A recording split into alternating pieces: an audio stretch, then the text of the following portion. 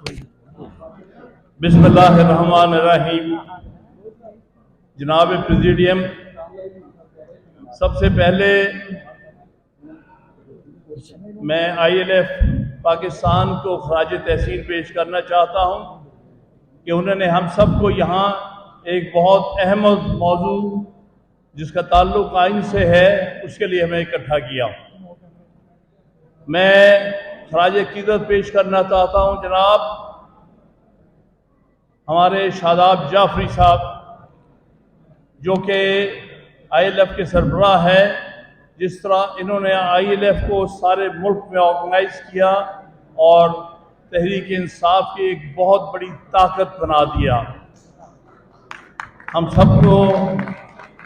سب ان کے شکر گزار ہیں اور ان کی کوششوں کی مکمل طور پر ہم ہمیشہ ستائش بھی کریں گے اور اس کے ساتھ کھڑے رہیں گے۔ آج کے جن حالات میں ہم یہاں اکٹھے ہوئے ہیں وہ بہت ہی دردناک حالات ہیں ملک کے ہمارے، کیونکہ میں سلام پیش کرنا چاہتا ہوں ہمارے 6 اسلام آباد ہائی کورٹ کے ججز کو، جنہوں نے کہ پاکستان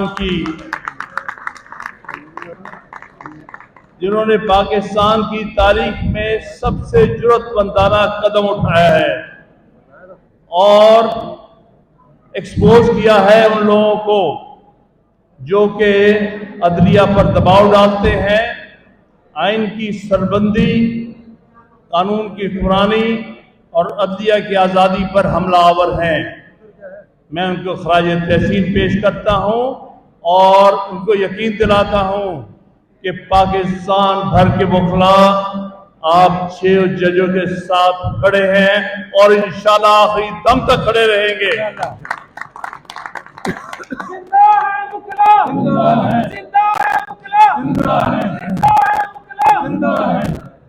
اگلی بات جو میں عرض کروں گا وہ یہ ہے کہ یہ جو ایشو ہے عدلیہ کی انڈیپینڈنس کا، یہ کسی پارٹی کا نہیں بلکہ ساری قوم کا ایشو ہے۔ یہ ایک قومی ایشو ہے۔ ہر وہ شخص جو اس کو پارٹی کا ایشو بنانے کی کوشش کر رہا ہے اس ایشو کی اہمیت کو کم کرنے کی کوشش کر رہا ہے۔ ہم کسی طرح اس کی اجازت نہیں دیں گے۔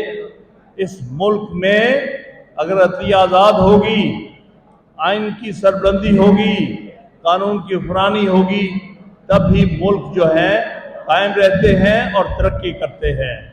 یہ ہمارے 6 اسلام آباد ہائی کورٹ کے ججز کی جرأت اور ہمت کو ہم سلام پیش کرتے ہیں اور امید رکھتے ہیں کہ دوسرے ہائی کورٹ کے ججز بھی کچھ جرأت دکھائیں گے۔ میں خاص طور پہ لاہور ہائی کورٹ کو کہتا ہوں، کیا آپ سو رہے ہیں؟ آپ کو نظر نہیں آ رہا کیا ہو رہا ہے اس ملک کے ساتھ؟ آپ کے فیصلے منہ بولتے ہیں کہ آپ دباؤ میں فیصلے دیتے ہیں۔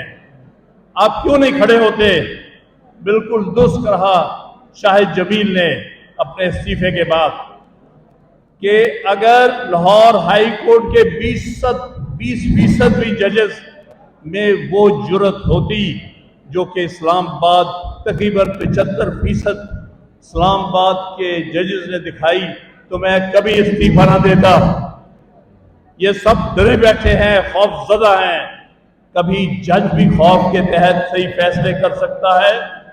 پھر بھی وقت ہے، ہم وکلا آپ کو جھنجھوڑ رہے ہیں، اٹھو اور حق کی بات کرو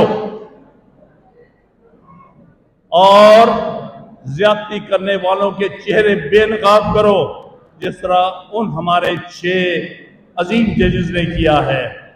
اسی طرح یہ فرض دوسری ہائی کورٹس پر بھی ہے، لیکن میں کہوں گا اس میں پشاور ہائی کورٹ کو کسی حد تک میں کریڈٹ دیتا ہوں کہ انہوں نے ہمیشہ جرأت کا مظاہرہ کیا ان حالات میں۔ یہی دوسری ہائی کورٹس کو کرنا چاہیے، لیکن ابھی تک بہت مایوس کن کارکردگی ہے لاہور ہائی کورٹ کی۔ آج بھی آپ جرأت کا مظاہرہ کریں، میں یہی ان کو پیغام دینا چاہتا ہوں۔ इस सारे एपिसोड में सुप्रीम कोर्ट का रोल काबिल तारीफ नहीं है। इनको फिर सुओ मोटो ज्यूरिसडिक्शन एक्सरसाइज करनी चाहिए थी 184(3) के तहत। छोटे छोटे मामलात में तो आपको सुओ मोटो याद आ जाता है, और मुल्क में जो सबसे बड़ा पाकिस्तान की तारीख में हादसा हुआ है आप भूल गए हैं। और प्राइम मिनिस्टर को बुला के उससे मशवरे करते हो। कभी जजों ने मुल्जिमों से भी बहस मुशावरतें की हैं। ये तो इल्जामात जो 6 जजेस ने लगाए हैं, जिन एजेंसियों पे इल्जामात लगाए हैं, उनके सरबराह कौन है? यही कैबिनेट, यही प्राइम मिनिस्टर। आप मुल्जिमों के साथ बैठकर फैसले करते हो।